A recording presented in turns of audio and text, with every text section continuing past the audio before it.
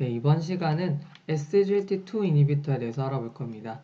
자, 이 SGLT2 이니비터는요, 당뇨병 환자에서 쓸 수 있는 경구용 항당뇨병 약제입니다. 자, 워낙 종류가 많잖아요. 그쵸? 경구용으로 쓰는 항당뇨병성 약물이 많기 때문에 여러분은 조금 이 글리플로진으로 끝나는 애들 굉장히 특징적이죠. 뭔가 그쵸? 스펠링도 특이하고요. 그래서 얘네들을 묶어서 SGLT2 이니비터에 속하구나 좀 그쵸? 가닥을 잡아 주셔야 되고요. 자, 일단은 SGLT2가 뭔지부터 좀 봐야 되겠죠? 이거는 소듐 글루코스 코트랜스포터 2라고 하는 건데요. 즉 소듐이라고 하는 건 나트륨이고 이 글루코스는 포도당이죠. 그쵸? 이거는 이제 코트랜스포터라고 하는 건 얘네들을 같이 운반하는 공동 수송체격으로 생각해 주시면 됩니다. 그러면 얘네들은요, 보통 신장의 세뇨관에서 일을 하고 있는 애들이거든요. 원래도 대부분의 나트륨과 포도당 있죠. 얘네들은 신장의 근위 세뇨관에서 흡수가 됩니다. 그런데 이들을 그쵸? 이런 이제 억제들을 통해서 SGLT2를 억제하게 되면요. 소변의 형태로 그쵸? 세뇨관에서 더 이상 이제 흡수가 되지 못하고 그쵸? 다시 이제 돌이킬 수가 없는 거죠. 혈중으로 재흡수가 되지 못하고 그대로 그쵸? 근위 세뇨관을 통해서 소변으로 배출이 되는 겁니다. 그렇게 되면 소변 안에 나트륨과 포도당이 그쵸? 많이 이제 정상에 비해서는 약물을 쓰게 됐을 경우 많이 들어있겠죠. 그렇게 되면 소변으로 배설이 많이 됐으니까 혈중 포도당은 당연히 수치가 떨어지겠죠. 바로 이걸 노리고 쓰는 겁니다. 무슨 말인지 아시겠죠?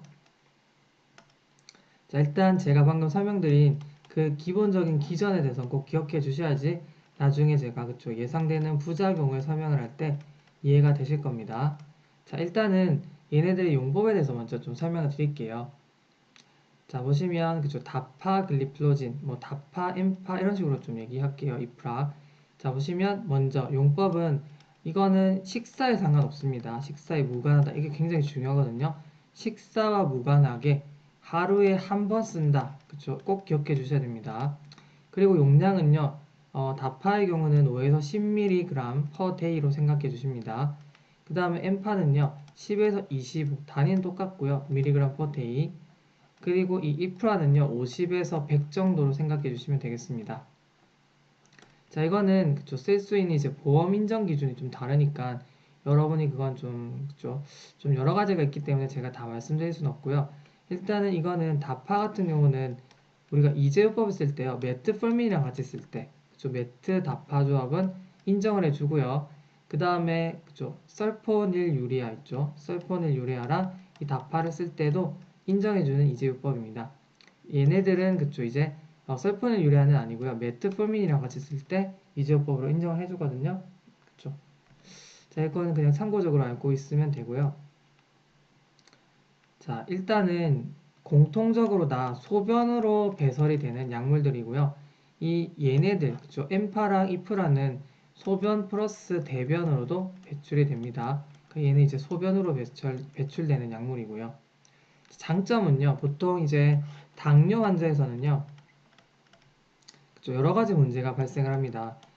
심혈관계도 문제가 발생을 하잖아요. 그쵸? 혈관 문제도 생길 수 있고, 신경계 문제도 발생을 할 수가 있는 거고요. 그쵸? 이런 것들이 이제 합병이 될 수가 있는데, 특히나 이 약제가요, SGLT2 이니비터는 죽상경화증, 그쵸? 죽상경화성, 이게 바로 이제 심혈관 질환이겠죠? 심혈관 질환이 있는, 자, 이런 당뇨병 환자에서 이걸 기존 치료에, 그쵸? 아까 제가 설명드린 것처럼 기존 치료에 이제 추가했을 경우 있죠. 아무래도 심혈관 질환 사망에 대한 보호 효과가 있다. 굉장히 반가운 소식이죠. 그쵸? 자, 이게 이제 좋은 점입니다. 자, 근데 이제 모두 해당하는 게 아니라요. 자, 이 얘기는 다파랑 엠파에 해당하는 얘기입니다. 아시겠죠? 자, 그리고 이제 제가 부작용에 대해서 좀 설명을 드릴 텐데요. 굉장히 이제 주의해서 사용하셔야 됩니다. 자, 왜냐면요. 자, 아까 제가 말씀드린 기전을 다시 한번 떠올려주시면 되는데요. 자, 첫 번째, 제가 소변을 통해서 당과 나트륨이 나간다라고 설명을 드렸죠.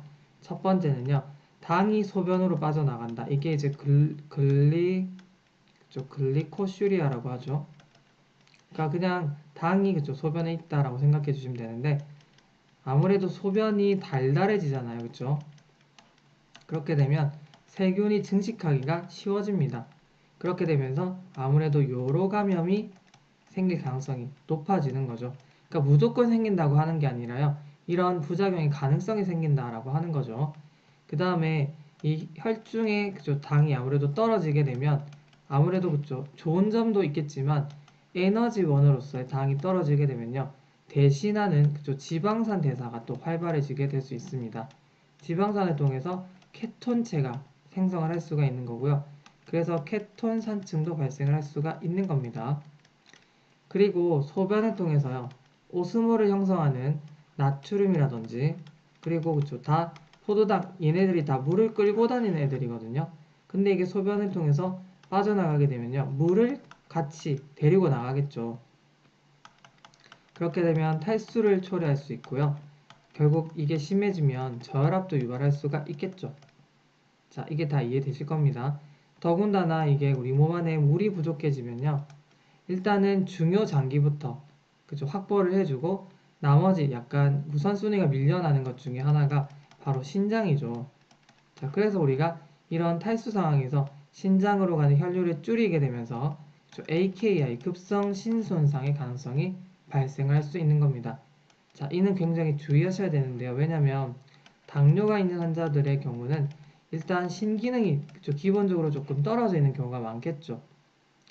그래서요, 우리가 이 약물을 쓸 때는 고령이라든지 신부전, 자, 그리고 방금 제가 설명드린 저혈압 있죠. 그리고 신기능이 떨어져 있는 경우에는 이런 탈수되는 이런 것들 때문에 굉장히 주의를 해서 사용을 해야 되고요. 우리가 일반적으로 자 이제 CKD, 만성 신기능 부전이 있는 경우는요. 또 우리가 그레이드에서 EGFR 있죠. 예측, 자, Estimated GFR 기준으로 30보다 떨어지는 경우 있죠. 자, 이거보다 떨어지는 환자의 경우는 금기입니다. 사용 금기 꼭 기억해 주셔야 됩니다. 아시겠죠? 자, 뭐 이 외에도요. 일단은 단기적으로 그쵸 쓰는 거에 대해서는 일단 문제가 없으니까 쓰는 약제겠지만 개발된 지 얼마 안 된 신약이다 보니 장기간 사용했을 때 안정한가에 대한 그쵸 그런 자료는 좀 부족하다 이런 것도 추가적으로 알고 계시면 되겠습니다. 네, 일단 그쵸 부작용 그리고 금기까지도 다 설명을 드렸는데요. 그쵸 환자에게 잘 이해가 안 가도록 잘 쓰면 좋겠습니다. 네, 일단 이렇게 마무리하겠습니다.